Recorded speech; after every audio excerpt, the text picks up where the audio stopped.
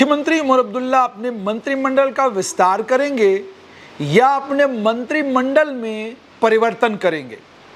विस्तार का मतलब ये कि 6 मंत्री मुख्यमंत्री के समेत ऑलरेडी काउंसिल ऑफ मिनिस्टर्स में हैं, 3 रिक्त पद हैं, उन 3 पोजीशंस को फिलअप करेंगे या पूरे मंत्रिमंडल को ही बदल देंगे।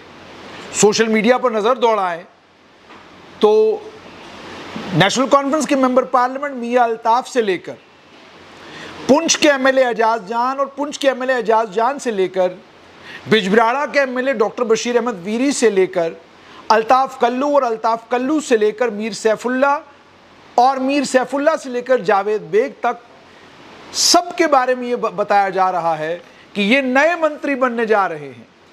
और केवल मंत्री नहीं बनने जा रहे हैं बल्कि इनको कौन से मंत्रालय मिलेंगे, इसकी चर्चा भी शुरू हो गई है। तो जब सोशल मीडिया पे मंत्री बन चुके, मंत्रिमंडल का विस्तार हो चुका, कई बार हो चुका, मेरे साथी सुरेंद्र सागर लगभग 4 स्टोरीज कर चुके हैं जिनमें बार बार वो जनता को ये बताते रहे कि भाई सोशल मीडिया के ऊपर मंत्री भी बन गए, मंत्रालय भी बांट दिए गए हैं, अब केवल उनका शपथ लेना बाकी है। लेकिन क्या होगा मॉनसून सत्र से पहले, क्या होगा जंतर मंतर के प्रोटेस्ट से पहले? क्या मुख्यमंत्री उमर अब्दुल्ला पूरी टीम तब्दील करेंगे या अपनी टीम में कुछ लोगों को ड्रॉप करके नए कुछ लोग अपनी टीम में इंक्लूड करेंगे? राजनीतिक विशेषज्ञ ये कहते हैं कि मुख्यमंत्री उमर अब्दुल्ला और डॉक्टर फारूक अब्दुल्ला ने जो दाचीगाम में मीटिंग बुलाई वो असल में तमाम मंत्रियों को उनका रिपोर्ट कार्ड थामने की मीटिंग थी। तो अब तमाम मंत्रियों को पता है कि उनको लेकर पार्टी के एमएलएज का विचार क्या है, यानी उनको उनका रिपोर्ट कार्ड जो पार्टी ने देना था वो पार्टी के चुने हुए एमएलएज ने रिपोर्ट कार्ड दे दिया है। उससे मुख्यमंत्री उमर अब्दुल्ला और डॉक्टर फारूक अब्दुल्ला का एक काम आसान हुआ है कि वो अगर मंत्रिमंडल में से किसी मंत्री को ड्रॉप करते हैं या मंत्रियों के मंत्रालय तब्दील करते हैं तो उस पर कोई बड़ा बवाल नेशनल कॉन्फ्रेंस में कटेगा, उसकी संभावना बहुत कम है। और किनको मुख्यमंत्री उमर अब्दुल्ला मंत्रिमंडल में ला सकते हैं वो केवल मुख्यमंत्री उमर अब्दुल्ला और उनके पिता डॉक्टर फारूक अब्दुल्ला जानते हैं। बाकी सारी की सारी जितनी है वो कथाएं हैं, कहानियां हैं। हर व्यक्ति अपने मन को खुश करने के लिए अपने हिसाब से ये कह रहा है कि उनको आश्वासन मिल चुका है कि आप तो मंत्रिमंडल में पक्का है। लेकिन पहले बात करते हैं कि क्या कुछ मंत्री ड्रॉप होंगे। जो संकेत मुख्यमंत्री उमर अब्दुल्ला और नेशनल कॉन्फ्रेंस के वरिष्ठ नेता देते हैं उससे साफ लग रहा है कि 2 मंत्री इस काउंसिल ऑफ मिनिस्टर्स से ड्रॉप हो सकते हैं और यह कोई बड़ी बात नहीं है। एक मंत्री को तो इसलिए क्योंकि उनका कामकाज शायद पार्टी के एमएलएज को, नेताओं को, कार्यकर्ताओं को पसंद नहीं है, उसके कारण ड्रॉप होंगे। और एक इसलिए ड्रॉप होंगे कि आपको 2 साल के करीब करीब का समय मिला लेकिन आप परफॉर्म नहीं कर सके, इसलिए आप भी ड्रॉप। और बाकी 3 के मंत्रालय तब्दील हो सकते हैं, ये संकेत भी मिल रहे हैं। और लेकिन ड्रॉप जो होने वाले हैं उसको उनको लेकर भी एक चर्चा है। हालांकि अभी ये भी पक्का नहीं कि वही ड्रॉप होंगे, लेकिन एक अलग अलग जगहों पर ये चलना शुरू हो गया है कि जी अगर फला मंत्री को ड्रॉप कर दिया तो बीजेपी चला जाएगा, अगर फला मंत्री को डिमोट किया तो पार्टी छोड़ देगा। राजनीतिक विशेषज्ञों से पूछिए और नेशनल कॉन्फ्रेंस के नंबर को अगर असेंबली में आप देखते हैं और जो परिस्थितियां इस वक्त जम्मू कश्मीर में या देश भर में बनी हुई हैं उसमें एक बात तो बिल्कुल पक्की है, कोई मंत्री ड्रॉप होकर बीजेपी में चला जाए या नेशनल कॉन्फ्रेंस में को समर्थन देता रहे उससे कोई फर्क पड़ने वाला नहीं, क्योंकि नेशनल कॉन्फ्रेंस के पास जो नंबर है वो नंबर इतना है कि उस नंबर को 2 एमएलएज के आने जाने से कोई फर्क नहीं पड़ने वाला, 5 भी आए जाए कोई फर्क नहीं पड़ने वाला, क्योंकि नेशनल कॉन्फ्रेंस सत्ता में है। और नेशनल कॉन्फ्रेंस जिस मैनिफेस्टो पर सत्ता में आई है, जिन हालात में सत्ता में आई है, उसमें डॉक्टर फारूक अब्दुल्ला और उमर अब्दुल्ला दोनों जानते हैं कि बहुत बड़ा रेबिलियन पार्टी में हो जाए असंभव आज के कालखंड में नहीं है, लेकिन बहुत बड़ी बगावत करने के लिए ना तो बख्शी गुलाम मोहम्मद जैसा कोई बड़ा कैरेक्टर मौजूद है, ना जीएम सादिक जैसा कोई बड़ा लीडर मौजूद है और ना ही जीएम शाह जैसा कोई लीडर मौजूद है जिसकी पार्टी में इतनी पकड़ हो कि 30 लोग पार्टी छोड़कर उनके साथ चले जाए। हालांकि चर्चाएं हैं कि मुख्यमंत्री उमर अब्दुल्ला के पास केवल 9 एमएलए हैं और 10वें खुद हैं वो, 30 एमएलए तो दूसरी तरफ हैं, लेकिन इसकी कोई पुष्टि या ये हकीकत है कहीं नजर नहीं आ रहा। इसलिए नजर नहीं आ रहा जो हालात देश भर में बने हुए हैं और जम्मू कश्मीर में जो परिस्थितियां इस समय हैं, इन परिस्थितियों में बगावत करने का लाभ क्या होने वाला है, ये एक बड़ा सवाल है। और दूसरा, अब्दुल्ला परिवार का जहां तक ताल्लुक है और नेशनल कॉन्फ्रेंस का जहां तक ताल्लुक है, बख्शी गुलाम मोहम्मद, जीएम सादिक के बाद जीएम शाह, ये सब एक्सपेरिमेंट्स के बाद नेशनल कॉन्फ्रेंस में बड़े नेता जरूर हैं, मगर इतना बड़ा नेता इस समय कोई मौजूद नहीं जो आधी पार्टी लेकर अलग एक पार्टी बनाकर सरकार चला सके। ये वो लोग बताते हैं जो नेशनल कॉन्फ्रेंस को पिछले 60 साल से लगातार देख भी रहे हैं और समझ भी रहे हैं।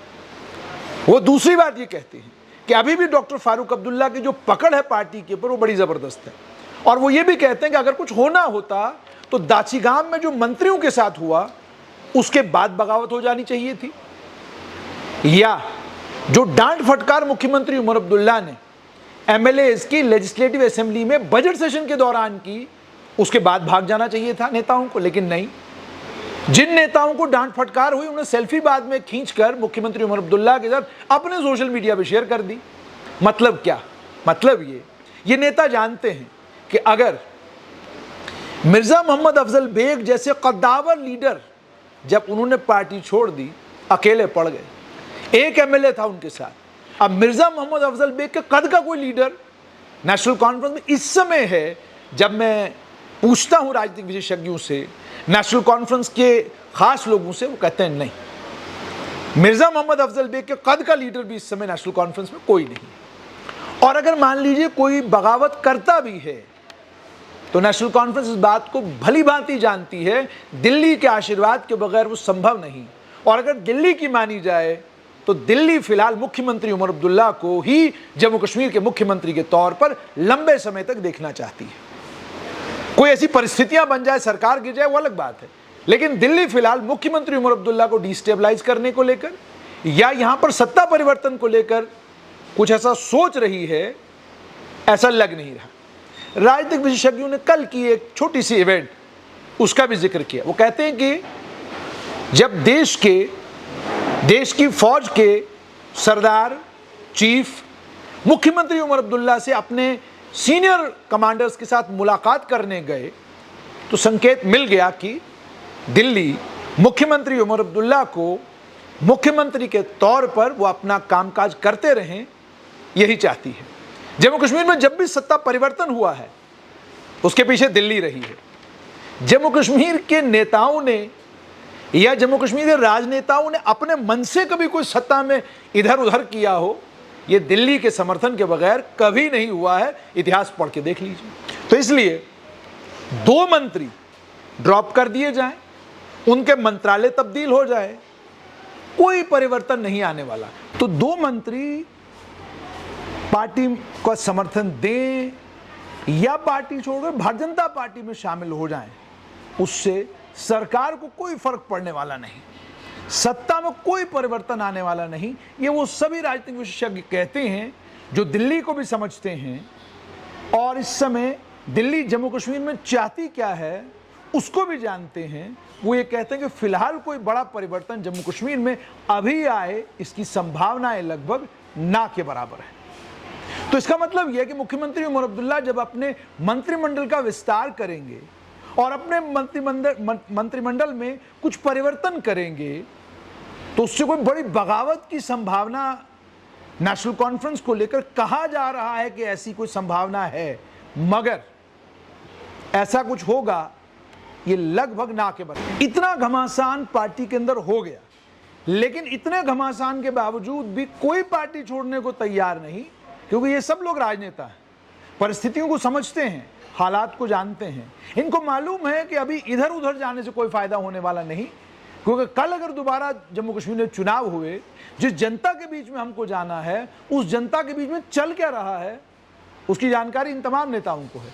यही कारण है कि पार्टी के साथ नाराजगी हो सकती है, डिप्टी सीएम के साथ नाराजगी हो सकती है, मुख्यमंत्री के काम करने के तरीके पर कटाक्ष कर सकते हैं, डॉक्टर फारूक अब्दुल्ला के साथ नाराजगी हो सकती है, लेकिन पार्टी से कोई बगावत कर जाए इसकी संभावना लगभग ना के बराबर है। ये मैं नहीं, ये वो राजनीतिक विशेषज्ञ कहते हैं जो नेशनल कॉन्फ्रेंस को समझते हैं।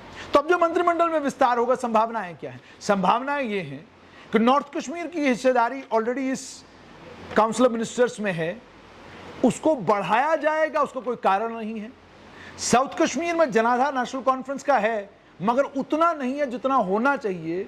पीडीपी ने जबरदस्त तरीके से पकड़ बनाई हुई है उस इलाके में, और एक चुनाव से किसी पार्टी की पकड़ खत्म हुई है इसका पता नहीं चलता। तो नेशनल कॉन्फ्रेंस कोशिश करेगी साउथ कश्मीर को मजबूत करने की। सेंट्रल कश्मीर में रस्साकशी चल रही है आगा सईद रूहुल्लाह के साथ, कोशिश होगी वहां पर भी बैलेंस करने की। किश्तवाड़, रामबन, डोडा, अब जाहिर सी बात है इस इतने बड़े इलाके को भी रिप्रेजेंटेशन देना है। उसके अलावा कठुआ, सांभा को पहले काउंसिल ऑफ मिनिस्टर्स में कोई रिप्रेजेंटेशन नहीं मिला, अब मिलना चाहिए। राजौरी, पुंछ का जहां तक ताल्लुक है तो 2 मंत्री। तो इसलिए इन सभी चीजों को जब आप ध्यान में रखते हैं, ये सारी कैलकुलेशंस डॉक्टर फारूक अब्दुल्ला और उनके सुपुत्र मुख्यमंत्री उमर अब्दुल्ला को बैठकर करनी होंगी, और करके काउंसिल ऑफ मिनिस्टर्स को एक्सपैंड करना होगा। लेकिन अगर किसी को यह लग रहा है कि काउंसिल ऑफ मिनिस्टर्स में एक्सपेंशन के बाद कोई निकल जाएगा, तो क्या बीजेपी तैयार है लोगों को अपनी पार्टी में लेने के लिए? यकीन मानिएगा, बीजेपी के नेताओं से पूछते हैं, वो कहते हैं हमारे लिए सरदर्द ये बन गई है, एक एक कॉन्स्टिट्यूंसी में 4-4 नेता हैं और चारों टिकट के दावेदार हैं। अब हम कोशिश कर रहे हैं कि कुछ को डीडीसी के चुनावों में उनको रिप्रेजेंटेशन दे दी जाए, कुछ को कॉरपोरेशनों में एडजस्ट कर दिया जाए, ताकि अगला असेंबली चुनाव जब हो, ये ना हो कि एक एक कॉन्स्टिट्यूंसी में 8-8 लोग हमारे पास आ जाएं दावेदारी लेकर। तो जब ये परिस्थितियां हैं, इन परिस्थितियों में वो नेता, जिन नेताओं को बीजेपी जब सरकार बनाने की संभावना थी, अभी जो नेता तब बीजेपी में नहीं गए और सत्ता के लोभ लालच में सत्ताधारी दल के साथ निकल गए, अब बीजेपी उनको लेगी, इसकी संभावना लगभग ना के बराबर है। और उसके बाद कोई बड़ी रेबेलियन नेशनल कॉन्फ्रेंस में हो तो इन नेताओं को फायदा है। इनकी अपनी पोजीशन ये है कि इन्हें तो खरी खोटी सुननी पड़ी नेशनल कॉन्फ्रेंस के तमाम एमएलए से, तो इनके साथ कौन जाएगा? तो इसलिए सोशल मीडिया पर जो आप सुन रहे हैं, काश कि वो सच हो और सब मंत्री बन जाए, मगर 9 काउंसिल ऑफ मिनिस्टर्स में मंत्री बनने हैं।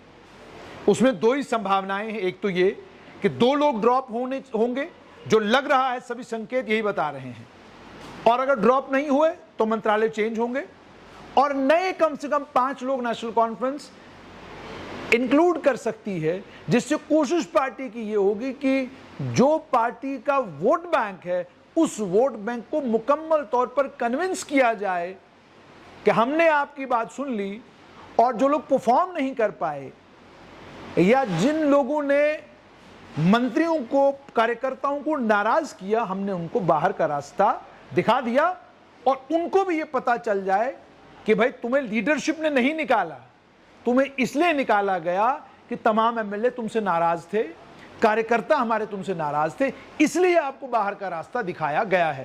ताकि कल जब वो अपनी अपनी कॉन्स्टिट्यूएंसी में जाएं और बखान करना शुरू कर देंगे, जी हम तो बड़े ये थे इसलिए हमको निकाल दिया गया, तो वहीं कोई एक आदमी उठ के कहेगा कि भाई आपको इसलिए नहीं निकाला, आपको इसलिए निकाला क्योंकि आप मंत्री बने थे और परफॉर्म नहीं कर पाए।